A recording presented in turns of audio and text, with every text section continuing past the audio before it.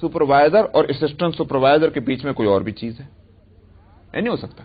Supervisor के बाद जो दर्जा किसी का आता है वो आता है किसका? असिस्टेंट सुपरवाइजर का। इसके बीच में कोई और चीज नहीं होती। अल्लाह सुब्हानहू व तआला ने जब किसी फर्द को खलीफा बनाया है, किसी नौ को खलीफा बनाया है, इसके माना क्या हो गए? अब अल्लाह और इसके बीच में कोई और चीज नहीं रह गई है। अल्लाह के बाद इसी का दर्जा है। आगे बात समझ में नहीं? जब ये बात है तो फिर इस बात को अमलन जाहिर करने के वास्ते इसको कभी ऊपर भी तो ले जाना चाहिए, वरना वो कैसा सुपरवाइजर और कैसा उसका असिस्टेंट कि असिस्टेंट सुपरवाइजर तक कभी जा ही नहीं सकता। ये कैसा असिस्टेंट सुपरवाइजर होगा?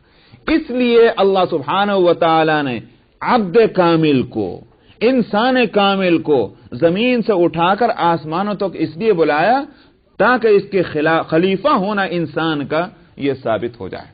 तो अगर ये खाली रूहानी सफर होता तो ये सारे करिश्मे और इस सारे कमालात और सारे नतीजे और ये सब कहां से निकलते?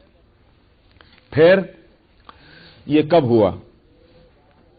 ये वाकया हुआ कब? मैंने कहा कि हिजरत से कुछ अरसे पहले बताया था, याद है नहीं? हिजरत से कुछ अरसे पहले, कुछ महीने पहले या 1 साल पहले या 1.5 साल पहले मुख्तलिफ रिवायतें मिलती हैं। बेशक अगरचे और भी कुछ रिवायतें ये हैं कि नबूवत के 1 साल 1.5 साल के बाद, मगर बहुत कमजोर है। एक आध रिवायत मिलती है और उसको लेते नहीं उम्मत। ज्यादा मजबूत जो हैं और ज्यादा काबिल एतबार रिवायतें वो हैं कि जो ये बतलाती हैं कि हिजरत से 6 महीने पहले, 7 महीने पहले, साल भर पहले, 1.5 साल पहले, मुख्तलिफ रिवायतें यही ज्यादा ऐसी हैं कि जिन पर एतबार किया जा सके। तो अब बतलाना यह है कि यह वाकया हिजरत से जो इतने वक्त पहले हुआ, ये ऐसा ही नहीं है कि कुछ चीजें हैं, कुछ यहां रखी, कुछ यहां रखी, कुछ यहां रखी, कभी इसको उठा लीजिए, नहीं नहीं इसको भी उठा सकते हैं, ऐसा नहीं। ये सारा जो काम हो रहा है खास तरतीब के साथ हो रहा है। नबी करीम सल्लल्लाहु अलैहि वसल्लम की मक्की जिंदगी पहले है, मदनी जिंदगी बाद में। ऐसा नहीं किया गया कि मदनी जिंदगी पहले और मक्की जिंदगी बाद में। तरतीब अगर इसमें है तो ठीक इसी तरह से तमाम वाकयात के अंदर तरतीब है नबी करीम सल्लल्लाहु अलैहि वसल्लम के।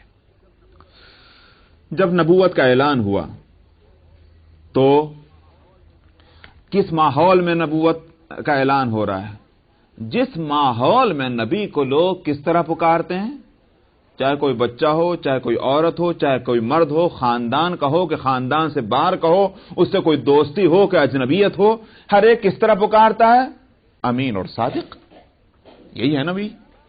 भाई इससे ज्यादा उनकी महबूबियत और उनकी मकबूलियत का मुसल्लमा, जिसमें कोई दूसरी राय नहीं है, और इजहार क्या हो सकता है कि 25 साल की इस नौजवानी की उम्र में, जबकि मक्के के अंदर एक से एक उम्र वाला, तजर्बे वाला, इज्जत वाला, कमाल वाला, माल वाला सब मौजूद है वहां मक्के मुकर्रमा के अंदर। जाहिर है कि एक ऐसे शहर के अंदर 25 साल के जवान की क्या हैसियत हो सकती कि बड़े बड़े मसाइल में उस पर एतबार किया जा सके, एतमाद किया जा सके। आप जानते हैं कि कुरैश की नाक तो बड़ी ऊंची है, वो तो किसी के सामने अपनी नाक, अपनी गर्दन नीचे करने को तैयार नहीं। मगर उसी माहौल के अंदर यह है कि जिस वक्त काबतुल्लाह की तामीर नौ हुई और हजर अस्वद के रखे जाने का मसला आया, कौन रखेगा? उन्होंने कहा मैं रखूंगा। उन्होंने कहा साहब मैं रखूंगा। उन्होंने कहा तू कैसे रखेगा? मैं रखूंगा। उन्होंने तू कैसे रखेगा? मैं रखूंगा। हो गई लड़ाई, क्योंकि ये शिर्क के बावजूद बैतुल्लाह की अजमत उनके दिलों में है और बैतुल्लाह की खिदमत को अपने लिए फख्र समझते हैं। तो तामीर जदीद जो हो रही है बैतुल्लाह की, उसमें एक तो तामीर में तो सभी शरीक हैं, सबका पैसा लगा है। अब ये हजर अस्वद जो मुकद्दस और मुतबर्रक एक पत्थर है, इसको मुशरिकीन भी मानते हैं, इस पत्थर के रखने का मसला है। अब यहां जो है तनातनी हो गई है, को ना कहा मैं रखूं, पत्थर तो इतना ही सा है, सब मिलकर कैसे रखेंगे? एक ही रखेगा जो रखेगा, और जो रखेगा जाहिर है कि वो उसको प्रायोरिटी मिल गई, उसका दर्जा ऊंचा हो गया। इसके लिए कोई तैयार नहीं कि साहब मेरे मुकाबले में फना का दर्जा ऊपर हो जाए। ये थी वो सूरत। क्या हुआ? अल्लाह सुब्हानहू व तआला की तरफ से दिलों में ये बात आई कि भाई झगड़ो मत। आज मालूम होता है कि ज्यादा गर्मी पैदा हो गई है, अल्लाह के घर के इस काम को झगड़े से नहीं निपटाया जाए। इतनी नेकी उस वक्त भी थी, देख रहे हैं आप, इतनी नेकी मुशरिकीन में भी थी कि अल्लाह के घर को जो बना रहे हैं इसमें झगड़ना नहीं चाहिए। अच्छा भाई आज रहने दो اس کا فیصلہ کل کریں گے. بھئی کیسے فیصلہ کریں گے کل؟ ایسا کرتے ہیں جو کل کو سویرے جو سب سے پہلے یہاں آ جائے بس اسی کو حوالے کر دیں گے، وہ جس طرح چاہے کرے. مطلب وہ جو ایک عادت تھی کہ صاحب غیب کے حوالے کر دو سارے معاملات، اور وہ تیروں کو نکال کر کے بھی اپنے وہ سفر متعین کیا کرتے تھے. ہوتا تو نہیں بھئی جھولے میں تیر ڈالے اور وہاں سے تیر نکال کے دیکھ لیا کہ صاحب کون سا تیر نکلا ہے، اچھا تیر نکلا ہے کہ خراب نکلا ہے، پھر اسی کے مطابق کام کیا کرتے تھے. عادت تھی ان کی ان تستقسموا بالازلام. تو یہ عادی تھی جن باتوں کی، اسی کے مطابق ان کا فیصلہ کیا ہوا؟ چھوڑو بھائی آج کچھ مت کرو، کل کو جو سب سے پہلے یہاں آئے گا وہی فیصلہ کر دے گا. کیا ہوا؟ اگلے دن جو دیکھا تو سب سے پہلے نبی کریم صلی اللہ علیہ وسلم وہاں موجود. سب نے دیکھا، دیکھ کر سبھی خوش ہو گئے، کہنے لگے ہاں بہت اچھا ہوا، بہت اچھا ہوا، امین آ گئے، صادق آ گئے، بھائی ہم سبھی اس بات پر راضی کہ یہ فیصلہ کر دیں. 25 سال کا ایک نوجوان، پورے مکے کے لوگ اس کے سامنے گردنیں جھکا رہے ہیں. یوں سمجھیے کہ اس دنیا میں اس سے زیادہ مقبولیت اور محبوبیت کی کوئی اور صورت تو نہیں. مگر یہی محبوب مکہ جس وقت نبوت کے اعلان کرتا ہے اور دعوت حق دیتا ہے اور وہ بات کہتا ہے کہ جس کو مکے والے سننے کو تیار نہیں تھے اور نہ سننے کو تیار ہو سکتے ہیں، اس لیے کہ ان کا سارا دین اور دین کے اوپر جو اس بنائے ہوئے دین کے جو مفادات تھے ان کے، سمجھ میں آیا، وہ سارے قربان کرنے پڑ رہے تھے. ان کو نظر آیا تھا جس وقت انہوں نے اس کی دعوت دی تو کیا ہوا. آپ دیکھتے ہیں سیرت کے اندر، آپ پڑھ لیجئے ابو لہب کون ہے. ابو لہب جو ہے آپ کے چچاؤں میں آپ سے اسی طرح محبت کرنے والا ہے جس طرح دوسرے چچا کیا کرتے تھے. مگر کب؟ نبوت سے پہلے. نبوت سے پہلے تک ابو لہب محبت کرتے تھے نبی کریم صلی اللہ علیہ وسلم سے، لیکن دعوی نبوت کے بعد، اعلان نبوت کے بعد، دعوت حق دینے کے بعد سب سے بڑا دشمن تو ابو لہب ہی بن گیا. اور اس کی بیوی ام جمیل، اس کا تو یہ عالم تھا کہ اس نے وہ منہ سے الفاظ نکالے کہ جس کو نوٹس لیا گیا قرآن حکیم کے اندر، تبت یدا ابی لہب وتب ما اغنى عنه ماله وما كسب سيصلى نارا ذات لهب وامرأته حمالة الحطب. اس کا نوٹس باقاعدہ لیا گیا کہ اس بدبخت عورت نے یہ لکڑیاں ڈھوتی پھرتی ہے اور اس کے شوہر ابو لہب کے ہاتھ ٹوٹے اور ان کو جو ہے جہنم کا مزہ چکھنا ہوگا، ان کو بربادی کا سامنا کرنا پڑے گا. اس چچا اور چیچی نے پھر اپنا رنگ بدلا اس طرح سے. میں یہ بتلا رہا تھا کہ نبی کریم صلی اللہ علیہ وسلم کہ ایک طرف تو حالات وہ تھے، لیکن اعلان نبوت کے بعد ایسا معلوم ہوتا ہے کہ بالکل ریورس ہو گئے حالات. ہر چیز جو ہے وہ دشمن ہو گئی. راستے میں کانٹے بچھائے جا رہے ہیں. کانٹے کس چیز کے ہوتے ہیں؟ جھاڑیوں کے، درختوں کے. معلوم ہوا اللہ کی ایک مخلوق درختوں کو نبی کے خلاف استعمال کیا جا رہا ہے. آپ کو پتھر مارے جا رہے ہیں کہ نہیں مارے جا رہے؟ پتھر کہاں کے ہوتے ہیں؟ پہاڑوں سے. معلوم ہوا کہ اللہ کی ایک مخلوق پہاڑ اور ان کے اجزاء کو نبی کی تکلیف پہنچانے کے لیے استعمال کیا جا رہا ہے. کیا جا رہا ہے کہ نہیں جا رہا ہے؟ آپ کو اسی طرح سے آپ کے گلے میں پھند ڈال کر کے آپ کو مارنے کی کوشش کی گئی، جانوروں کی اوج آپ کے اوپر ڈالی گئی. ان ساری چیزوں کو استعمال کیا جا رہا کس لیے؟ نبی کو تکلیف پہنچانے واسطے، نبی کو دبانے کے واسطے، نبی کو جھکانے کے واسطے. ایک کوشش ہو رہی ہے. اچھا صاحب، یہاں تک کہ انتہا کر دی گئی ہے نبی کو دبانے کے لیے اس کوشش میں کہ صاحب ان کا بالکل بائیکاٹ، ان کا ہی نہیں بلکہ ان کے خاندان کا بائیکاٹ، اور کوئی ایگزمپشن نہیں، کوئی استثناء نہیں. یا آپ کہہ سکتے ہیں کہ بھائی ٹھیک ہے مردوں کو لے جا کر بند کر دو، ان کا بائیکاٹ کرو، عورتیں بیچاری کمزور ہیں ان کو مت چھوڑو، ان کو چھیڑو. چھوڑو بھائی، اچھا مرد اور عورتوں کو سب کے ساتھ ایک معاملہ کرو، مگر بچے معصوم ہیں ان کو مت لے جانا وہاں. نہیں، بچے، عورتیں، مرد کب تک کے لیے؟ جب تک کہ کوئی دوسرا فیصلہ نہ ہو. پھر 1 دن، 2 دن، 3 دن، 1 ہفتہ، 2 ہفتہ، 1 مہینہ، کتنے سال؟ 2.5 سال. 2.5 سال تک ہم سوچتے ہیں یہ دعوت دین کا کام بڑی آسانی سے ہو گیا. یہ 23 سال اس طرح سے ایسی ہوا میں گزر گئے؟ نہیں. 2.5 سال تک نبی کریم صلی اللہ علیہ وسلم اور آپ کے خاندان کو شعب ابی طالب میں مکے کی آبادی کے باہر اس میدان میں کہ جہاں دو طرف پہاڑ ہیں یا بیچ میں زمین کا ٹکڑا حصہ ہے اور اوپر کھلا آسمان ہے، گھر نہیں، خیمہ تو کہاں سے آ گیا، خیمہ نہیں، کھانے کو نہیں، پینے کو نہیں، کچھ نہیں، 2.5 سال اس طرح سے گزر رہے ہیں۔ جب کھانے کو کچھ نہیں ہے، عورتوں کی چھاتیاں خشک ہو گئیں، بچوں کو دودھ کہاں سے ملے وہ بلک رہے ہیں۔ یعنی ان میں ایک صحابی وہ بھی ہیں، غالباً عبداللہ ابن مسعود رضی اللہ عنہ، یہ کون ہیں کہ جن کی حالت یہ ہے کہ سوکھا چمڑا وہ چبا رہے ہیں تاکہ طبیعت بہل جائے، کھجوروں کی گٹھلیاں بار بار منہ میں ڈال ڈال کر نکال رہے ہیں تاکہ طبیعت بہل جائے، اور گلا جو ہے وہ سوکھا جاتا ہے اس گرمی کے اندر کے تھوک ہی سے گلے کے اندر تراوٹ آ جائے۔ یہ ایک دن کا معاملہ نہیں، 2.5 سال اس طرح سے گزرے ہیں۔ سمجھ میں آیا؟ اس طرح سے دبایا نبی کریم صلی اللہ علیہ وسلم کو۔ ظاہر ہے کہ یہ سارا کچھ کس کے لیے ہو رہا تھا؟ یہ آپ کے لیے ہو رہا تھا۔ اس کے بعد حالات وہ ہوئے کہ نبی کریم صلی اللہ علیہ وسلم اب مایوس ہو گئے۔ بظاہر حالات آپ نے سمجھ لیا کہ اب مکے میں کوئی بات چلنے والی نہیں ہے، گاڑی اب یہاں چلتی نظر نہیں آتی، بھائی کوئی اور جگہ دیکھ لو۔ سمجھ میں آیا؟ اگر ایک جگہ نہیں کام ہو تو کوئی اور، ایک جگہ اگر دکان نہ چلتی ہو تو کسی اور جگہ آدمی دکان لگاتا ہے۔ تو یہاں معلوم ہوتا ہے کہ اب کوئی خریدار نہیں میرے سامان کا، دیکھ لیا میں نے کوشش کر کے، اب یہاں گالیاں تو مل رہی ہیں، ہتری کی دتری کی تو ہو رہی ہے، مگر کوئی سننے کو تیار نہیں۔ جتنے لوگوں نے سننا تھا وہ سن لیا، اب اس سے زیادہ بات نہیں بن رہی، چھوڑ دو اس کو، مکے کو چھوڑ دیا۔ اور وہ چھوڑا کس طرح سے؟ ڈھکا کر نہیں، چھپا کر نہیں، ایسا نہیں کہ راز رکھ کر کے۔ سب کو معلوم ہے کہ نبی کریم صلی اللہ علیہ وسلم مکہ چھوڑ کر جا رہے ہیں۔ کہاں چلے؟ طائف۔ کیوں چلے؟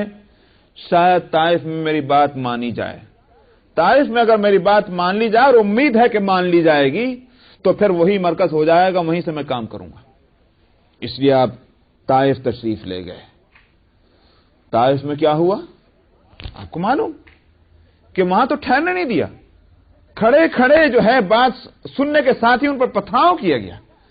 بھئی یہ کیسا اخلاق ہے کہ وہ عرب کہ جس کا ٹریڈیشن یہ ہے کہ مہمان نوازی ہو، مسافر کی خاطر مدارات ہو، جن کی عادت ہے یہ، وہ بعد میں پوچھیں گے تم کون ہو، پہلے اس کی خاطر کر دیں۔ لیکن اس نبی کے ساتھ یہ کیا معاملہ ہو رہا ہے؟ اتنا معلوم ہے کہ یہ مکے کا ایک فرد ہے، مکے والے اور طائف والوں کی تعلق ایسی ہے جیسے دو سگے بھائیوں کے تعلق ہوتا ہے۔ سمجھ میں آیا؟ چنانچہ اسی واسطے مکے والوں کا اعتراض جو یہ تھا کہ یہ قرآن اگر اللہ کا کلام ہے تو اس غریب پہ کہیں کو اترا؟ قالوا ما لولا انزل هذا القرآن على رجل من القريتين عظيم، یہ قرآن اگر اتر نہیں تھا اللہ کا کلام ہو کر کے تو ان دو بستیوں کے کسی عظیم شخصیت پر کیوں نہ اترا؟ مکے والے طائف والوں کا لحاظ کرتے ہیں۔ سمجھ آئی نہیں بات؟ یہ دونوں میں ایسا قریبی تعلق ہے، مگر عجیب بات ہے کہ اسی مکے کا ایک فرد طائف میں ہے، کم سے کم اتنا تو لحاظ کرتے رشتے کا، ناطے کا، برادری کا، مکے سے جو ان کا تعلق ہے اس کا۔ ان ساری چیزوں سے بالکل الگ انہوں نے کیا معاملہ کیا؟ بیٹھنے تک کو نکاح پتھر شروع کر دی مارنے۔ یہ ہوا نہیں ہوا؟ اور آپ کا بدن مبارک لہو لہان ہو گیا۔ اس کے بعد وہاں سے آپ چلے، ٹھہرنے کا تو موقع ہی نہیں ہے، اس لیے کہ بھلا آدمی اگر کوئی حرکت کر رہا ہو آپ اس کو میں کہتے ہیں بھائی ذرا سنو تو صحیح، مگر کس کو کہیں؟ لونڈوں کو کہیں، پاگلوں کو کہیں، کتوں کو کہیں؟ کتے جو ہیں پالتو کتے پیچھے چھوڑ دیے، بھاؤ بھاؤ کر رہے ہیں، لڑکوں کو پیچھے چھوڑ دیا کہ پتھر مارو اور شہر کے باہر تک لے جاؤ مارتے ہوئے۔ اب کس سے یوں کہیں گے ذرا ٹھہرو تو صحیح؟ آخر نبی کریم صلی اللہ علیہ وسلم طائف سے باہر تشریف لے آئے، بدن تو لہو لہان ہے اور دل الگ زخمی ہے۔ وہ کیوں زخمی ہے؟ وہ اس لیے زخمی ہے کہ ایک امید کا سہارا یہ طائف تھا۔ مکہ مکرمہ سے تو پہلے مایوس ہو چکا ہوں، لیکن طائف ایک سہارا تھا، وہ بھی ٹوٹ گیا۔ اب کدھر جانا ہے؟ مکے سے تو کہ حالات تو یہ تھے کہ میں مجبور تھا وہاں سے نکلنے پر، تو اب مکے تو جاؤں تو کیسے جاؤں، اور کہیں اور جاؤں تو کیسے جاؤں، کہاں جانا ہے؟ ان حالتوں وہ جو کیفیت تھی، میں نے کہا دل کے زخمی ہونے کی بات، وہ نبی کریم صلی اللہ علیہ وسلم کی وہ جو دعا ہے اس وقت کی وہ بتلاتی ہے۔ اے اللہ، میں اپنے کمزوری کا آپ سے شکوہ کرتا ہوں۔ کس کے آپ مجھے حوالے کر رہے ہیں؟ اس کے جو مجھ پر رحم کرنے کو تیار نہ ہو، میرے دشمنوں کے آپ میرے معاملے حوالے کر رہے ہیں۔ لیکن خداوندہ، میں آپ کے چہرے کے نور کا حوالہ دیتا ہوں، اور میں آپ سے یہ عرض کرتا ہوں اگر آپ مجھ سے ناراض نہیں ہیں تو مجھے بھی کوئی پرواہ نہیں ان باتوں کی۔ نبی کا مقام ہے نا، اگر شکوہ ہے تو ساتھ میں رضا جو ہے وہ بھی تو ہے۔ شکوہ نبی کی زبان سے آج آیا ہے، اس سے پہلے تو کبھی شکوہ نہیں ہوا تھا۔ 2.5 سال گزر گئے ہیں میدان کے اندر، کوئی شکوہ نہیں ہے، لیکن آج شکوہ کیا ہے؟ میں نے کہا کہ دل آج زخمی ہو گیا ہے۔ اب مظالم جو ہیں وہ دبانے کی جو کوششیں وہ اپنے انتہا کو پہنچ چکی ہیں۔ ہر چیز کو نبی کے خلاف استعمال کیا گیا، درختوں کو، پتھروں کو، سمجھ میں آیا، زمین کو، گھر بار کو، اور ہر چیز کو نبی کے لیے خلاف استعمال ہو رہا ہے۔ لیکن اللہ کو یہ دین تو چلانا تھا، اور اس نبی کی نبوت کا سکہ جمنا تھا۔ ضروری یہ تھا کہ جتنا ان کو دبایا گیا جن ذریعوں سے، پھر اس نبی کو اٹھایا بھی جائے ان تمام ذرائع سے جن ذرائع سے ان کو دبایا گیا۔ سمجھ میں آیا نہیں بات؟ اب دیکھیے آپ کیا ہوا، وہیں سے شروع ہو گیا وہ دبانا، جس انتہا کو جہاں پہنچا تھا وہیں سے پھر ابھار شروع ہوا۔ کیسے ہوا؟ حضرت جبریل علیہ السلام حاضر ہوئے۔ کہاں؟ وہی جو طائف سے واپسی میں، طائف سے واپسی میں ابھی آپ لہو لہان ہیں، ابھی دل زخمی ہے، ابھی منہ سے وہ الفاظ جو نکلے تھے شکایت شکوے کے وہ ابھی پورے طور پر ابھی ختم نہیں ہو پائے۔ جبریل موجود ہیں۔ کیا؟ اے ملک الجبال حاضر ہے یا رسول اللہ، یعنی فرشتہ جو پہاڑوں کا فرشتہ ملک الجبال یہ موجود ہے یا رسول اللہ۔ کیوں؟ اس لیے آپ حکم دیجئے، کیا چاہتے ہیں؟ یہ آپ کے حکم کی تعمیل کے لیے آیا۔ دیکھا آپ نے، میں نے کہا تھا پتھروں کو نبی کو دبانے کے لیے استعمال کیا گیا تھا۔ یہ پتھروں کو چھوڑو، پہاڑوں کو چھوڑو، پہاڑوں کا جو فرشتہ ہے اس کو لے جا کر کے کھڑا کر دیا گیا، اور یہ کہہ کر نہیں کہ تمہیں یہ کرنا ہے، پوچھو جا کر تم کیا چاہتے ہو۔ یہ ہے وہ اٹھان نبی کا، وہ ابھار نبی کا، کہ جب نبی کو دبایا اس طرح گیا تھا، اب اس کو اٹھایا جا رہا ہے کہ فرشتہ آ کر یوں نہیں کہتا کہ مجھے یہ کرنا ہے، یوں کہتا ہے کہ فرمائیے کیا فرماتے ہیں آپ، حکم دیجئے آپ کیا حکم دیتے ہیں۔ اگر آپ کا حکم یہ ہے کہ میں ان دونوں پہاڑوں کو ملا کر اس طائف کی بستی کو چورا کر دوں، میں اس کے لیے تیار ہوں۔ دیکھا، یہ ایک فرد کو پتھروں سے نقصان پہنچایا گیا، اس پوری بستی کو پہاڑوں سے رونڈ ڈالنے کے گویا ارادہ کیا جا رہا ہے، اگر آپ فرمائیں۔ مگر نبی نے کیا کہا؟ نہیں، جس خدا کو اس کی قدرت ہے اس خدا کو اس کی بھی قدرت ہے کہ دلوں کی کایا پلٹ دے۔ میں نبی عذاب بنا کر نہیں بھیجا گیا ہوں، میں نبی رحمت بنا کے بھیجا گیا ہوں۔ اگر ان سے امید نہیں، ان کی اولاد سے تو امید ہے، لہذا اس عذاب کی ضرورت نہیں۔ ملتوی ہو گیا۔ سوال اس کا نہیں ہے کہ ہوا کیا، ہوا جو ہے وہ یہ کہ ایک فرشتہ جو تھا پہاڑوں کا، اور کس کے ساتھ آیا؟ وہ فرشتہ پہاڑوں کا خود بخود بھی تو آ سکتا تھا، اکیلا بھی تو آ سکتا تھا، مگر جبریل امین کے ساتھ آ رہا ہے۔ جبریل امین کون ہے؟ معلوم ہے آپ کو کون ہے؟ ان کے لیے قرآن حکیم میں جو لفظ آتا ہے وہ آتا ہے کیا؟ روح القدس۔ انا انزلناه في ليلة القدر وما ادراك ما ليلة القدر ليلة القدر خير من الف شهر تنزل الملائكة والروح۔ یہ الروح جو ہے یہ حضرت جبریل علیہ السلام ہے، روح مقدس۔ تمام عالم ملکوت جو ہے، آسمانوں کا جو عالم ہے، زمینوں کا جو عالم ہے، اس سارے عالم کی تدبیر کرنے والے فرشتوں کے سردار ہیں، ان سے اوپر یا ان کے برابر کا کوئی فرشتہ نہیں۔ حضرت جبریل علیہ السلام، اس جبریل کو لایا گیا پہلے، उसके साथ फरिश्ता आया है पहाड़ों का। इसके माना क्या हुए? पूरी कायनात के मुंतजिम जो हैं और पूरी इस आलम का इंतजाम चलाने वाले आला तरीन मखलूक के सरदार आपके सामने हाजिर हैं। हुक्म दीजिए क्या चाहते हैं। मैंने कहा कि यह है असल में मेराज तो वहां से शुरू हो गई थी। उसके बाद फिर आगे चले, सुबह का वक्त है, सुबह की नमाज पढ़ने के लिए नबी करीम सल्लल्लाहु अलैहि वसल्लम खड़े होते हैं और सुबह की नमाज में कुरान शरीफ पढ़ा जाता है, आप भी जानते हैं। कुरान शरीफ जोर से पढ़ा जाता है, इसको आप भी जानते हैं। ठीक उसी तरह पढ़ा जा रहा है, इसलिए कि आपके साथ एक सहाबी हैं ज़ैद इब्न हारिसा, जो आपके मुंह बोले बेटे भी हैं, आपके साथ इस सफर में वो शरीक हैं, जमात हो रही है। तो मैंने कहा बिल्कुल अब रिवर्स यहां से अब शुरू हुआ है। तो पहला तो यह हुआ कि जिब्रील को और मलकुल जिबाल को लाया गया। अब क्या हो रहा है? अब तक तो कोई भी नहीं आ रहा था, अब तक तो कोई सुन नहीं रहा था। अब सुनने की अब सिलसिला शुरू होता है, अब हर एक सुनेगा। अब तक कोई नहीं सुन रहा था, इंसान भी नहीं सुन रहे थे, मगर अब सब सुनेंगे। जानवर भी सुनेंगे, इंसान भी सुनेंगे, जिन्नात भी सुनेंगे, ये दरख्त भी सुनेंगे, ये पहाड़ भी सुनेंगे, ये आसमान भी सुनेगा, या जमीन भी सुनेगी। पलटना है इन सारे हालात को। तो नमाज पढ़ना है। क्या हुआ कि कुल ओहिया इलैया अन्नहु इस्तमअ नफरुम मिनल जिन्न फकालू इन्ना समिअना कुरआनन अजबा यहदी इला रुश्द फआमन्ना बिही। जिन्नात की एक टोली जा रही थी, एक पार्टी जा रही थी जिन्नात की, जाया करती है, पहले भी जाती रही थी, हमेशा जाती रहेगी। लेकिन उस रोज क्या हुआ? वो टोली वहां आई, कुरान सुना, ईमान ले आई। तो मैंने कहा कि अब सुनने का सिलसिला अब शुरू हो चुका है, अब सब सुनेंगे। आगे के वो मौजज़ात सब इसी बात को बतला रहे हैं। नबी करीम सल्लल्लाहु अलैहि वसल्लम फरमाते थे कि फिर यह होने लगा था कि दरख्त जो है वो झुककर सलाम कर रहे हैं, पहाड़ों से सलाम की आवाज आ रही है।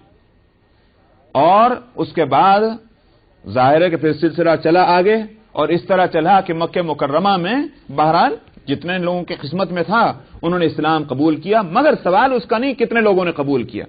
यह बात आगे चल रही है। नबी को खूब दबाया गया था। अब नबी को उठाया गया तो इस तरह उठाया गया कि आसमानों तक ले जाया गया। यह है मेराज, जिसकी इब्तिदा सफर ताइफ से हुई थी और इंतहा जो है वो हो रही है गोया उस रात में, कि जिस रात में उनको मस्जिद हराम से मस्जिद अक्सा और मस्जिद अक्सा से आसमानों पर ले जाया गया। फिर यहां एक और सवाल है, और वो ये कि मस्जिद अक्सा को क्यों ले जाया गया? पहले सीधे बैतुल्लाह से आसमानों पर क्यों नहीं ले जाया गया? इसकी क्या जरूरत थी कि पहले जो है बुराक पर बिठा करके वो मस्जिद हराम से ले जाया जाए मस्जिद अक्सा, और मस्जिद अक्सा से ले जाया जाए आसमानों पर? क्यों साहब मक्के से सीधा आसमान नहीं जा सकते थे?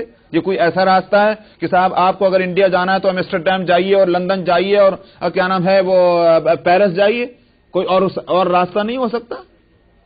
नहीं, इसमें भी एक राज है, एक हिकमत है, और वो ये कि मैंने कहा कि नबी करीम सल्लल्लाहु अलैहि वसल्लम आब्दे कामिल हैं, और वो न सिर्फ ये कि उम्मत के नबी हैं बल्कि नबियों के भी नबी हैं। आए बात समझ में नहीं? और आखिरुल अंबिया हैं, खातिमुन नबीयीन हैं, और असले नबी हैं। असले नबी के माने यह है कि नबूवत असल से आपको दी गई है, बकिया अंबिया अलैहिमुस्सलातु वस्सलाम को नबूवत दरअसल फैज है आपका। इसके माना क्या है? इसके माना यह है कि जैसे वास्ता बनना। असल में तो नबी बनाए गए नबी करीम सल्लल्लाहु अलैहि वसल्लम, मगर दूसरों को जो नबूवत मिली है वो फैज है, सदका है, वास्ता है, बवास्ते मिली है नबी करीम सल्लल्लाहु अलैहि वसल्लम के। आई बात? जैसे थोड़ी देर के लिए मान लीजिए कि मिसाल में दे दूं, हर मस्जिद अल्लाह का घर है कि नहीं? मानते नहीं? हर मस्जिद अल्लाह का घर है ना? फी बुयूतिन अज़िन अल्लाहु अन तुरफ़ा व युज़करा, सारे घर जो हैं वो उससे मुराद मस्जिदें हैं। हर मस्जिद अल्लाह का घर, मगर जो मक्के के अंदर जो है मस्जिद हराम और काबा, वो भी अल्लाह का घर है कि नहीं है? नहीं मान रहे? وہ گھر ہے نہیں اللہ کا. فرق کیا ہے؟ فرق یہ ہے کہ وہ اصل سے اللہ کا گھر ہے، مگر دوسرے مسجدیں کب ہوں گی وہ اللہ کا گھر؟ وہ واسطہ بنے گا یہ گھر، اس گھر کے واسطے سے دوسرے گھر جو ہیں اللہ کا گھر بنیں گے. کیا مطلب؟ ان کا ڈائریکشن اگر اس گھر کی طرف ہوگا، سمجھا ہے؟ ان کا رخ اگر اس گھر کی طرف ہوگا تب وہ اللہ کے گھر بنیں گے.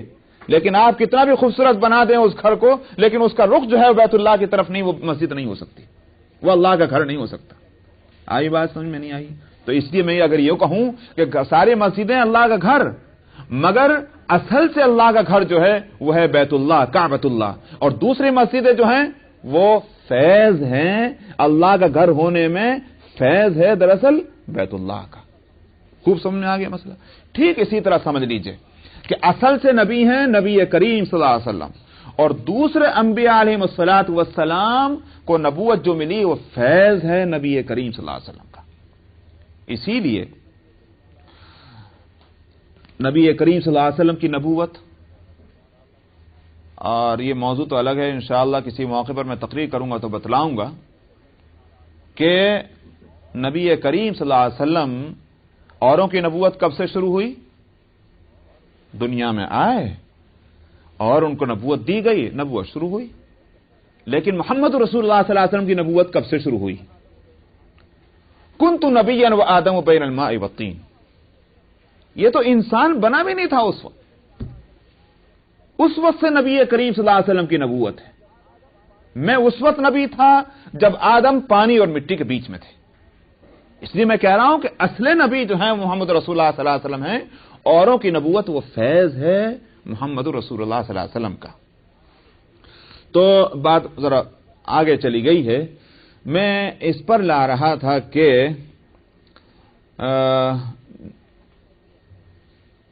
کیا مضمون میں نے شروع کیا تھا؟ ہاں، مسجد اقصی جو لے گیا آپ کو. اس پر میں کہہ رہا تھا کہ چونکہ آپ خاتم الانبیاء ہیں، اور اسی کے ساتھ ایک بات کو جوڑنے کے لیے یہاں سے لے کر چلیے کہ آپ ہیں ملت ابراہیمی پر، ہے کہ نہیں؟ ملت ابراہیمی پر، دین ابراہیمی پر، طریقہ ابراہیمی پر. اور ابراہیم کون ہے؟ امام الانبیاء. انی جاعلک للناس اماما، میں آپ کو سارے انسانوں کا امام بنا رہا ہوں. کس کو؟ بھئی حضرت ابراہیم علیہ السلام کو امام بنایا گیا. کیسے امام بنایا؟ اس کا مظاہرہ کس طرح سے ہوا؟ ابراہیم علیہ السلام کے دو بیٹے ہیں. کون کون دو؟ اسماعیل علیہ السلام اور دوسرے ہیں اسحاق علیہ السلام. حضرت اسماعیل علیہ السلام دو ہی تو بیٹے ہیں، تیسرا کوئی نہیں. دو بیٹے ہیں حضرت ابراہیم علیہ السلام کے، اسماعیل اور اسحاق.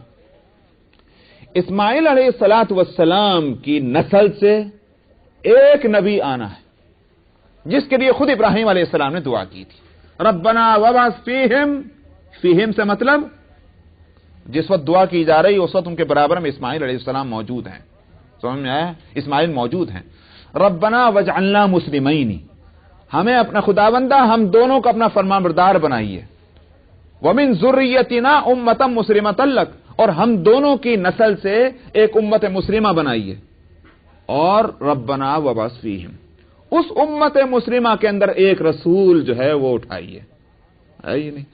تو اللہ سبحانہ و تعالی نے ابراہیم علیہ السلام کی دعا کو قبول کس طرح فرمایا؟ اسماعیل علیہ السلام کی نسل میں کوئی نبی نہیں آیا سوائے ایک نبی کے، اور وہ ہے محمد رسول اللہ صلی اللہ علیہ وسلم. یہ ہو گیا فیصلہ. اسماعیل علیہ السلام کو کہاں لایا گیا؟ مکہ مکرمہ کے اندر. ان سے اور ابراہیم علیہ السلام سے کیا کام کرایا گیا؟ بیت اللہ کی تعمیر جدید کرائی گئی. بیت اللہ جو اصل ہے، مرکز ہے سارے عالم کا، کہ اس زمین کے بنانے سے 2000 سال پہلے اللہ کا ایک گھر بن چکا ہے. اس گھر کی تعمیر ابراہیم اور اسماعیل علیہ السلام سے کرائی گئی، اور اسماعیل علیہ السلام کو وہیں ٹھکانہ دیا گیا. ان کی اولاد وہیں رہی. اسی اولاد میں سے، اسی نسل میں سے محمد رسول اللہ صلی اللہ علیہ وسلم کو اٹھنا ہے، جو یوں کہیے کہ اس گھر کے ذمہ دار ہوں گے، اس مرکز کا یوں کہیے کہ امیر وہی ہوں گے. دوسرے بیٹے اسحاق علیہ السلام. اسحاق علیہ السلام کو مسجد وہاں رکھا گیا فلسطین میں، اور ان کے واسطے وہ مرکز بنایا گیا بیت المقدس. اس کے بعد ان کی نسل میں انبیاء آئے، یہاں تک کہ آخری نبی حضرت عیسیٰ علیہ الصلوۃ والسلام آئے۔ اب ان کے بعد کوئی نبی اس نسل میں آنے والا نہیں۔ انہوں نے بھی آ کر خبر دے دی، وَإِذْ قَالَ عِيسَى ابْنُ مَرْيَمَ يَا بَنِي إِسْرَائِيلَ إِنِّي رَسُولُ اللَّهِ إِلَيْكُمْ مُصَدِّقًا لِمَا بَيْنَ يَدَيَّ مِنَ التَّوْرَاةِ وَمُبَشِّرًا بِرَسُولٍ يَأْتِي مِن بَعْدِ اسْمُهُ أَحْمَدُ۔ انہوں نے بھی آ کر کہہ دیا اب انبیاء کا سلسلہ ختم ہے، اب میرے بعد ایک نبی آئے گا، میں اسی کی بشارت کے واسطے دنیا میں آیا ہوں، اور وہ نبی وہ ہے کہ جس کا نام ہے احمد۔ اب سلسلہ ادھر ختم ہو رہا ہے، کہاں کدھر؟ اسحاق علیہ السلام کی اولاد میں۔ اب ایک نبی آنا ہے کہ جو سارے نبیوں کا نبی ہے۔ اس لیے کیا ہوا، اگر اس کا مرکز مکہ ہے تو بیت المقدس سے اس کو بے تعلق نہیں رکھا جائے گا، بیت المقدس سے اس کا تعلق رکھنا ہے، ورنہ تو پھر وہ ایک طرف کا نبی ہوگا، سارے عالم کا نبی نہیں بنے گا، وہ امت کا نبی ہوگا نا، مگر نبیوں کا نبی نہ ہوگا۔ اس لیے کیا کیا گیا، مسجد حرام سے مسجد اقصی لایا گیا۔ اتنا ہی نہیں بلکہ شروع میں آپ دیکھتے ہیں کہ شروع میں قبلہ نبی کریم صلی اللہ علیہ وسلم کا بھی مسجد اقصی ہی ہے کہ نہیں؟ یہاں تک کہ مدینہ طیبہ آپ تشریف لے آئے، اور مدینہ آنے کے بعد پھر وہ قبلہ جو ہے وہ بدلا گیا اور کعبۃ اللہ کو قبلہ بنایا گیا۔ یہ تبدیلی قبلہ بھی اسی واسطے ہوئی تاکہ دونوں کے دونوں جو مرکز ہیں نبوت کے اور امتوں کے، وہ دونوں مرکزوں سے آپ کا تعلق قائم ہو جائے۔ مسجد اقصی لے جایا گیا، مسجد اقصی سے پہ نماز پڑھی گئی۔ نماز کس نے پڑھی، کس نے پڑھائی، کن لوگوں نے پڑھی؟ انبیاء علیہ الصلوۃ والسلام نے پڑھی۔ کس نے پڑھائی؟ امام الانبیاء بنائے گئے ہیں محمد رسول اللہ صلی اللہ علیہ وسلم، تاکہ یہ بات ثابت ہو جائے کہ یہ امت کے نبی نہیں بلکہ نبیوں کے نبی، دونوں مرکزوں کے یہ امام ہیں، خالی کعبۃ اللہ کے ذمہ دار نہیں بلکہ بیت المقدس کے بھی یہی ذمہ دار ہیں۔ اسی واسطے تو یہ بات ہے کہ یہ لوگ مانتے ہیں کہ اسلام کے پیغمبر، ان کے بقول اسلام کے تو سارے پیغمبر ہیں، کہ اسلام کے پیغمبر محمد رسول اللہ صلی اللہ علیہ وسلم کو معراج ہوئی ہے صخرہ سے، بیت المقدس سے، تو پھر یہ کیوں نہیں مانتے کہ اس بیت المقدس پر مسلمانوں کا حق ہے؟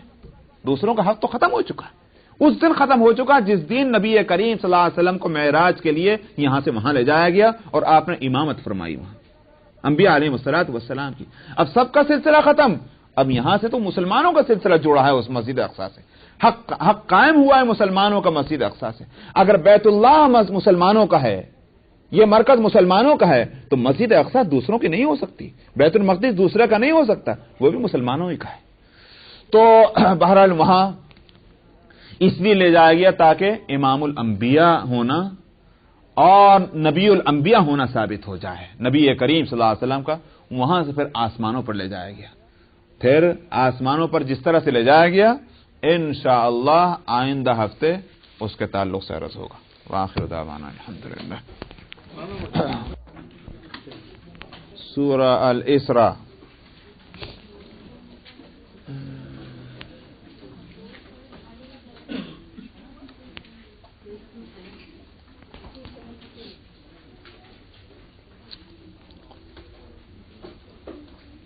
اعوذ باللہ من الشیطان الرجیم، بسم اللہ الرحمن الرحیم۔ سبحان الذي أسرى بعبده ليلا من المسجد الحرام إلى المسجد الأقصى الذي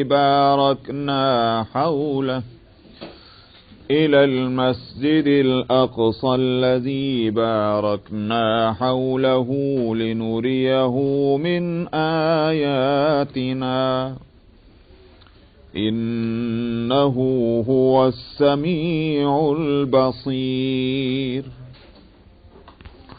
وآتينا موسى الكتاب وجعلناه هدى لبني إسرائيل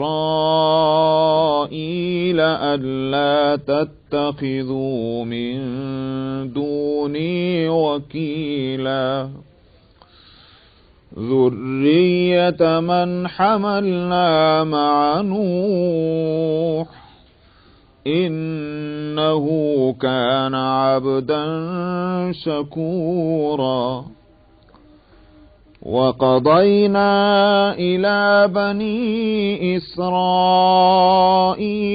فِي الْكِتَابِ لَتُفْسِدُنَّ فِي الْأَرْضِ مَرَّتَيْنِ وَلَتَعْلُنَّ عُلُوًّا كَبِيرًا فَإِذَا جَاءَ وَعْدُ أُولَاهُمَا بَعَثْنَا عَلَيْكُمْ عِبَادًا لَنَا أُولِي بَأْسٍ شَدِيدٍ فَجَاسُوا خِلَالَ الدِّيَارِ وَكَانَ وَعْدًا مَفْعُولًا ثُمَّ رَدَدْنَا لَكُمُ الْكَرَّةَ عَلَيْهِمْ وَأَمْدَدْنَاكُمْ بِأَمْوَالٍ وَبَنِينَ وَجَعَلْنَاكُمْ أَكْثَرَ نَفِيرًا إِنْ أَحْسَنْتُمْ أَحْسَنْتُمْ لِأَنفُسِكُمْ وَإِنْ أَسَأْتُمْ فَلَهَا فَإِذَا جَاءَ وَعْدُ الْآخِرَةِ لِيَسُوءُوا وُجُوهَكُمْ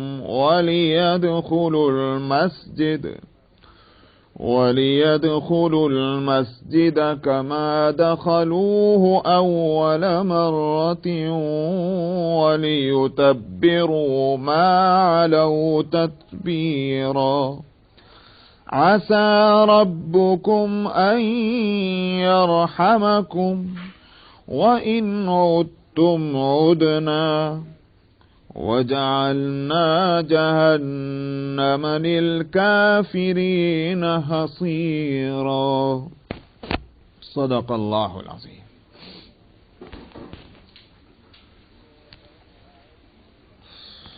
تو پہلی آیت میں مضمون آیا تھا اسراء کا۔ میں اسراء اور معراج کے سلسلے میں دو باتیں میں نے بتلائی تھی۔ ایک تو یہ کہ کس زمانے میں ہوا، کیا حالات تھے، اور ان حالات کا کیا یہ تقاضا نہیں تھا کہ یہ اسراء اور معراج ہو، ایک تو یہ۔ اور دوسری بات یہ تھی کہ یہ معراج اور اسراء اور معراج یہ روحانی ہوئی تھی یا خواب میں ہوئی تھی یا جسمانی ہوئی تھی۔ یہ دو باتوں کو میں نے گزشتہ 2 ہفتوں میں تفصیل سے بتلایا۔ جہاں تک معراج کے تفصیلی واقعات کا تعلق ہے، اس کو تو کسی وقت بھائی معراج سے متعلق یہ کتابیں پڑھ لیں یا کوئی تقریر ہو تو اس میں کچھ تھوڑی بہت باتیں آ جائیں، وہ کیا کیا دیکھا، کس طرح سے ہوا، ان میں مختلف روایتیں ہیں، مختلف درجوں کی روایتیں ہیں۔ یہاں تو مختصر یہ جتنی بات کا تعلق ان آیتوں سے ہے، بس اتنی بات کو ہم لے لیتے ہیں۔ فرمایا کہ پاک ہے وہ ذات جو راتوں رات لے گیا اپنے بندے کو مسجد حرام سے مسجد اقصی کی طرف۔ تو صورت یہ ہوئی کہ آپ حضرت ام ہانی رضی اللہ عنہا جو آپ کی چچا زاد بہن ہیں، کزن ہیں، ابو طالب کی بیٹی ہیں، ان کے یہاں تھے۔ تو اس رات میں یہ صورت پیش آئی کہ آپ کو وہاں سے اٹھا کر کے اور حرم شریف میں لایا گیا۔ ام ہانی رضی اللہ عنہا کا گھر حرم شریف سے بالکل ملا ہوا تھا، تو وہاں آپ کو لے جایا گیا مطاف میں، اور وہاں یہ ہوا کہ آپ کو لٹا کر کے آپ کا سینہ مبارک چاک کیا گیا، اور اس میں یوں کہیے کہ وہ نور اس میں بھرا گیا، یا وہ چیزیں اس میں بھری گئیں اس کے ساتھ کہ جس کے لیے اوپر جانے کے لیے یا اس عالم کی سیر کے لیے ان چیزوں کی ضرورت تھی، جس سے ان چیزوں سے وہ صلاحیت پیدا ہو جائے کہ وہ اس عالم کی چیزوں کو دیکھ سکیں یا اس عالم کی سیر کر سکیں۔ ارے بھائی یہاں بھی تو آپ دیکھتے ہیں نا کہ اب یہاں جو اسٹرانومرس ہیں، مجھے اور آپ کو پکڑ کر کے اس میں راکٹ میں بٹھا دیں تو اوپر جانے سے پہلے ہی مر جائیں گے، دم نکل جائے گا۔ ان کو پہلے ٹرین کیا جاتا ہے، بھوکا رکھا جاتا ہے، اور ان کے جو ہے کھانے اور پینے اور سونے اور جاگنے اور ضرورتوں سے فارغ ہونے کے سارے اسکیجول جو ہیں وہ یہاں کے مطابق نہیں، بلکہ یہ کہ دیکھنا یہ کہ یہ اس راکٹ میں کیسے ان کی زندگی گزرے گی، اس کے لیے ان کو تیار کیا جاتا ہے۔ تو اب نبی کریم صلی اللہ علیہ وسلم، ظاہر ہے کہ آپ بے شک پہلے سے وہ قدوروں سے پاک صاف ہیں بلا شبہ، مگر اب وہ تو اس دنیا کے لیے آپ کو تیار رکھا گیا تھا، اب دوسری دنیا میں بھی لے جانا ہے تو اس کے لیے بھی تو تیاری چاہیے، وہ تیاری کرنی تھی۔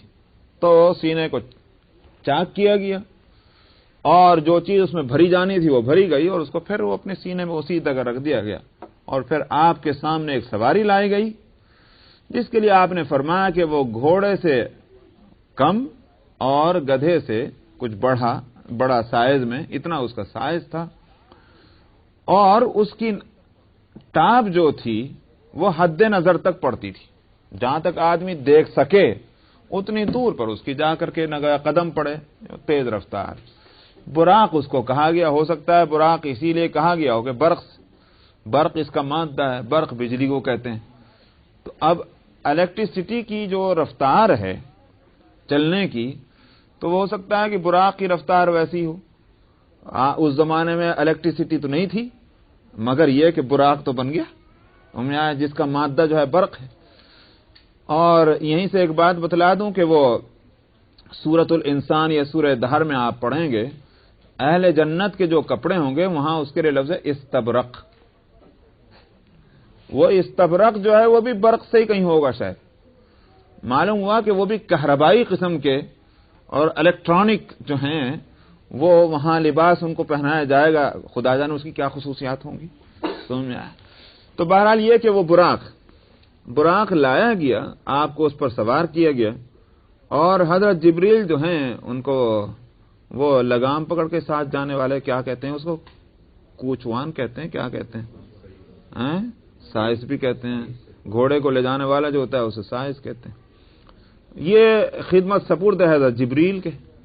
حضرت جبریل علیہ السلام کے گایوں کا یہ کہ وہ تو وہاں سے بھیجے گئے ہیں پورا پلان دے کر کے، اس طرح لے کر چلنا ہے، چنانچہ بیت المقدس لے گئے۔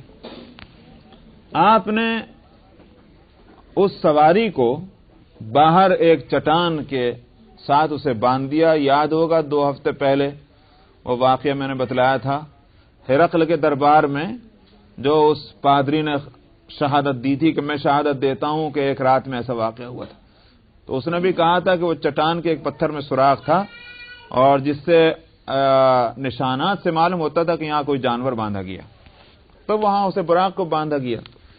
اور نبی کریم صلی اللہ علیہ وسلم حضرت جبریل کے اشارے پر اندر تشریف لے گئے، اور وہاں آپ نے 2 رکعت نماز پڑھی، اور وہاں سے 2 رکعت تحیت المسجد کہیے یا اس کا جو بھی نام رکھیے، وہ 2 رکعت وہاں سے پڑھ کر کے اب اس کے بعد آپ نے فرمایا کہ میرے سامنے ایک زینہ لایا گیا، اسٹیئرز جو ہیں وہ جو بھی اس کو آپ کہیں، وہ سیڑھی لائی گئی جس پر آپ چڑھ کر آسمان تک چلے گئے۔ وہ سیڑھی کیسی تھی؟ قدم رکھ کر جانا پڑ رہا تھا، یا آپ اپنی جگہ کھڑے ہو گئے اور اس کے اسٹیئرز جو ہیں وہ خود ہی آٹومیٹک چل رہے تھے، یا وہ ایلیویٹر تھا، جو بھی کہیے آپ، لیکن بہرحال آپ کے سامنے سیڑھی لائی گئی اور آپ آسمانوں تک تشریف لے گئے۔ پہلے آسمان کے قریب پہنچے تو وہاں سے یہ اللہ کا اس نظام، حدیث میں جو بتلایا گیا، اس سے اس نظام کو بھی سمجھا جا سکتا ہے کہ ایک طرف تو آسمان ایک گیس ہے، اس سے زیادہ اس کی کوئی حقیقت نہیں، ایک گیس ہے، گیس کی ایک تہ ہے، اسی کو آسمان کہا جاتا۔ ایک طرف تو اتنی لطیف چیز ہے، اور دوسری طرف نظام اور سسٹم جو ہے وہ اتنا سالڈ ہے کہ کوئی چیز ان آسمانوں سے یا اس تہ سے آگے نہیں جا سکتی. خود قرآن حکیم میں کہا گیا یا معاشر الجن والانس ان استطعتم ان تنفذوا من اقطار السماوات والارض فانفذوا لا تنفذون الا بسلطان. اے جنات اور انسان کی جماعت، اگر تم میں طاقت ہے کہ تم آسمانوں اور زمینوں کی حدود سے آگے گزر جاؤ، ہمارے مقابلے میں تم آنا چاہتے ہو، آؤ. لا تنفذون الا بسلطان، تم نہیں گزر سکتے مگر سلطان اگر تمہارے پاس ہو. مطلب سلطان کا مطلب اللہ کی طرف سے دی ہوئی طاقت، قوت، حجت، دلیل، جو بھی آپ کہیے، معلوم ہو اللہ کے اختیار میں، تمہارے اختیار میں نہیں. کوئی چیز نہیں گزر سکتی. چنانچہ جب آپ کی سواری وہاں تک پہنچی تو معلوم ہوتا ہے کہ اس کے کچھ راستے مقرر ہیں جس کو دروازے کا نام دیا گیا کہ وہ راستہ بند ہے، کوئی نہیں جا سکتا اس راستے سے. راستوں سے علاوہ تو کوئی جا ہی نہیں سکتا. جو راستے بنے ہوئے ہیں اس سے بھی گزرنے کے لیے ایک پرمیشن اور اجازت اور پورے گویا انتظامات کی ضرورت ہے. وہاں پہنچے تو